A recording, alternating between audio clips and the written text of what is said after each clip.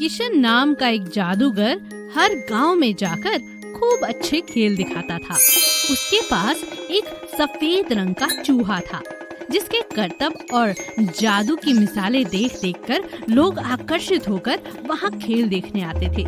एक दिन चूहे ने खेल खत्म होने के बाद जादूगर से कहा, मेरी तबीयत कुछ ठीक नहीं, मैं और करतब नहीं दिखा सकता, मुझे आराम की जरूरत है।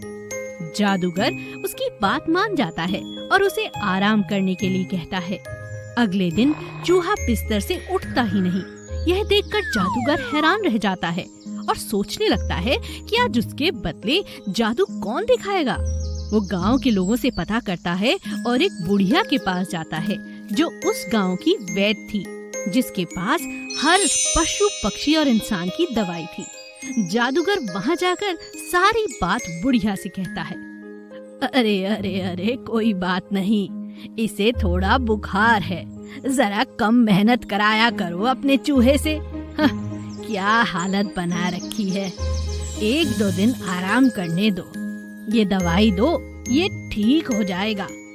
लेकिन हाँ, इतना ख्याल रखना कि अब 2 दिन तक ये कोई जादू नहीं दिखाएगा और तुम भी आराम करो बेटा, कब तक ये काम करते रहोगे। जादूगर अब बुढ़िया की बात मान जाता है और उसे पैसे देने लगता है।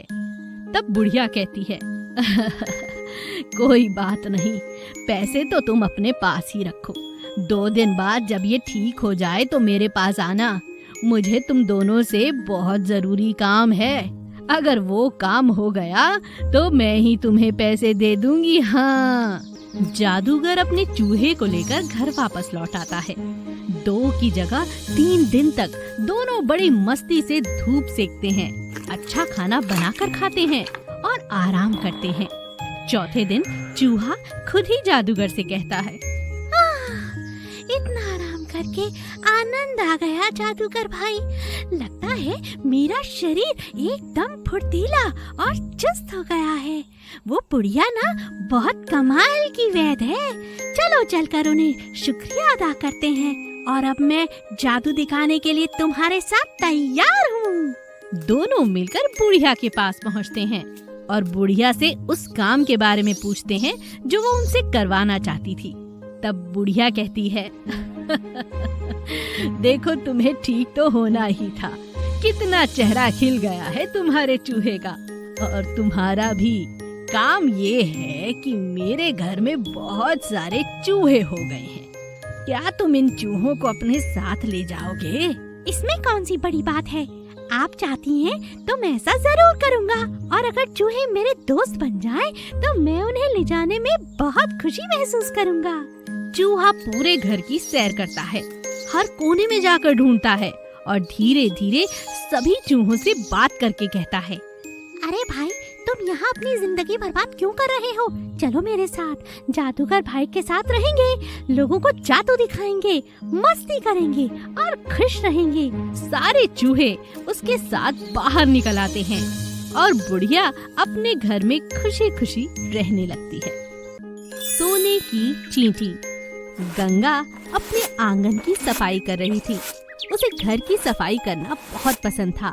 दिवाली आने को थी, वो घर के हर कोने को चमकाना चाहती थी। अरे दिवाली आने को है, देखो कितना काम पड़ा है, पूरा आंगन गंदा हो रखा है, जरा भी चींटियां नहीं आनी चाहिए, कोई मिट्टी नहीं, कोई सूखे पत्ते नहीं, आज तो ये सारी सफाई मैं करके रहूंगी। गंगा दिन रात लगी रहती और पूरे घर की सफाई करती। उस दिन उसने आंगन की सफाई की। उसने कोने में देखा एक बहुत बड़ा चींटियों का घर उसके घर के पास गमले के पीछे था। हाय राम, इतना बड़ा घर चींटियों का, इसे मैंने पहले कभी देखा क्यों नहीं? आज तो इन्हें मैं छोड़ूंगी नहीं। अंदर बैठी चींटियां गंगा की बात सुन लेती हैं और आपस में कहती हैं, अरे अरे देखो, गंगा ने हमें देख लिया, ये तो हमारा पुराना घर है, दिवाली आने को है, सफाई के साथ साथ हमारा घर भी टूट जाएगा, कुछ करो। सभी चींटियां आपस में बात करती हैं और रानी चींटी को उठाने जाती हैं क्योंकि वो आराम कर रही थी। रानी चींटी जल्दी उठो, गंगा आज हमारी सफाई करने वाली है, आज आंगन की की बारी है। देखो ना कितना गंदा लग रहा है आंगन। आज उसने हमें देख लिया है। हमारा घर टूटने ही वाला है, जल्दी कुछ करो। रानी चींटी उठ जाती है। उसे किसी बात का डर नहीं था। डरती क्यों हो? मेरा जादू भूल गई? ये देखो सोने की चींटी जो महाराज ने मुझे दी थी। इसे देते ही गंगा की दिवाली हो जाएगी और वो हमारा घर नहीं तोड़ेगी। आप तो बहुत समझदार हैं। चलिए चलकर ये बात गंगा को कहते हैं। सभी चींटियां मिलकर अपनी रानी चींटी के साथ गंगा के पास जाती हैं। गंगा झाड़ू लेकर वहां पहुंचने ही वाली थी कि एक चींटी इशारे से उसके पैर पर चढ़ जाती है। अरे अरे अरे अरे इतनी चींटियां हो गई, देखो मुझ पर ही चढ़ रही है। तुझे नहीं छोड़ूंगी। तभी चींटी आवाज लगाती है, गंगा गंगा। हाँ, चींटी होकर आवाज लगाती हो, मेरा नाम भी जानती हो। हाँ, हम कोई ऐसी वैसी चींटी नहीं है। तुम्हारे लिए दिवाली का उपहार लाई है। क्या? अरे देखो, इंसानों जैसी बात करने वाली चींटी तो पहली बार देखी। क्या उपहार है, जरा मैं भी तो सुनूं। ये लो, ये है सोने की चींटी। तुम्हें दिवाली मुबारक हो। सोने की चींटी? ये कहाँ से आई तुम्हारे पास? ऐसी चींटियां तो हम तुम्हें हर हफ्ते दे सकते हैं, मगर उसके लिए तुम्हें हमारे घर को छोड़कर बाकी सब सफाई करनी होगी। अच्छा, ये बात है। और अगर तुमने मुझे काटा तो मेरे बच्चे यहीं खेलते हैं। नहीं नहीं, इतने सालों से हम यहीं रहते हैं। वादा करो हमारा घर नहीं तोड़ोगी। हम हर रविवार तुम्हें सोने की चींटी देंगे। अच्छा, फिर तो पूरा साल दिवाली। अरे अरे, चिंता क्यों करती हो, तुम यहीं रहो। गंगा बहुत खुश होती है। वो पूरे आंगन की सफाई करती है, सिवाय चींटियों के घर के। वो हमेशा वहीं रहती हैं और हमेशा गंगा को सोने की चींटियां देती रहती हैं। गुनगुन हमेशा अपने घर के सामने से एक बड़े विशाल हाथी को जाते हुए देखती है। आज फिर हाथी आया है। लगता है ये दूसरे गांव जा रहा है। माँ देखो ना, ये कितना सुंदर है। माँ इसे भी कुछ खिलाओ ना। अरे गुनगुन बेटा, इतनी गरीबी में हमारे खुद के खाने के लाले हैं और तू इस विशाल हाथी को भोजन कराना चाहती है? पागल हो गई है क्या? गुनगुन का हमेशा दिल करता कि वो भी हाथी को रोके और भोजन कराए। गांव के बड़े बड़े लोग उसे अपने घर बुलाते थे और भोजन कराते थे। यह देखकर गुनगुन बहुत खुश होती थी।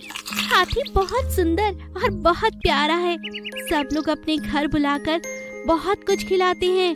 कोई केले खिलाता है, कोई खीर खिलाता है, कोई हलवा पूरी खिलाता है। भगवान, मुझे भी हाथी की सेवा करनी है।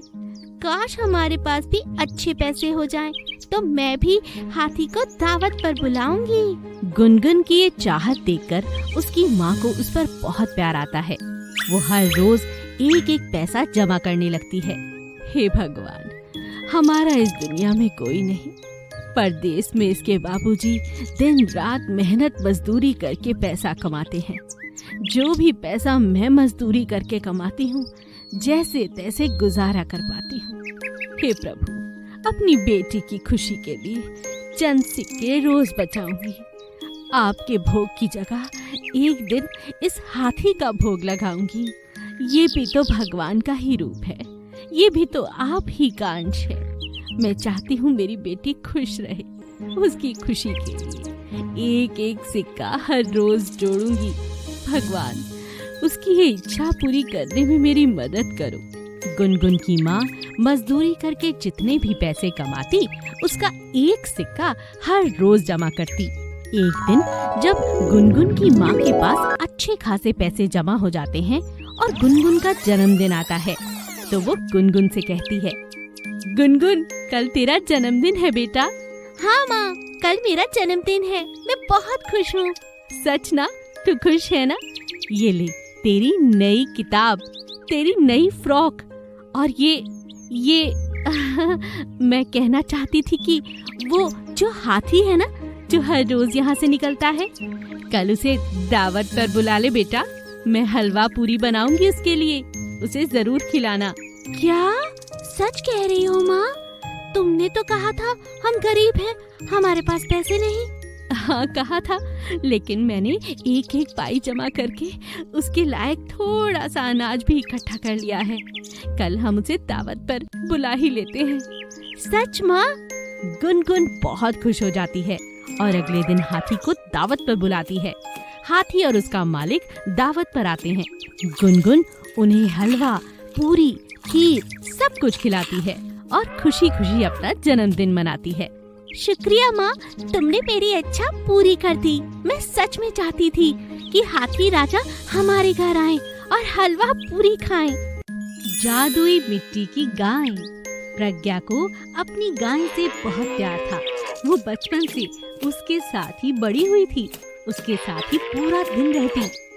जब प्रज्ञा शादी के लायक हुई तो उसके पिता ने पड़ोस के गांव में एक अच्छा लड़का देखकर उसकी शादी तय कर दी। यह बात सुनकर प्रज्ञा जोर जोर से रोने लगी। पिताजी, मैं अपनी गैया के बिना नहीं रह सकती। आपने ऐसा क्यों किया पिताजी? उसके पिता उसे बहुत समझाते हैं और बताते हैं कि वो उसकी शादी के बाद गैया को उसके साथ ही भेज देंगे। प्रज्ञा की शादी हुई तो उसके पिता ने गैया उनके साथ ससुराल भेज दी। प्रज्ञा और उसकी गैया का दिल इस नए गांव में लग चुका था।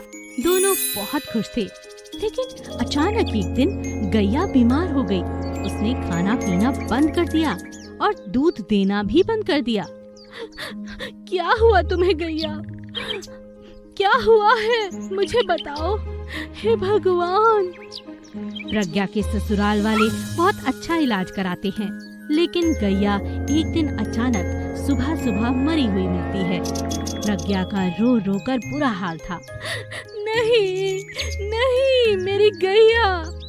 भगवान, ये तुमने क्या किया? मैं अपनी गैया के बिना नहीं रह सकती।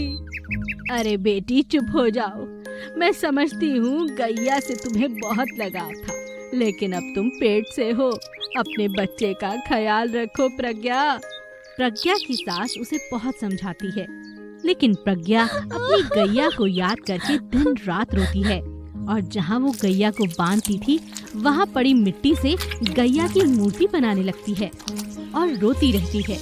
उसके आंसू उस गीली मिट्टी में मिल जाते और गैया की मूर्ति बनती चली जाती। एक दिन रात को सोते हुए प्रज्ञा को सपने में गैया आई और गैया ने कहा, प्रज्ञा मेरी बच्ची, तुम तो मेरे साथ पड़ी हुई हो, मेरी सहेली, मेरी माँ, मेरी बहन जैसी हो। तुम्हारी ये हालत मुझसे नहीं देखी जाती। मेरा जाने का समय आ गया था, इसीलिए चली गई।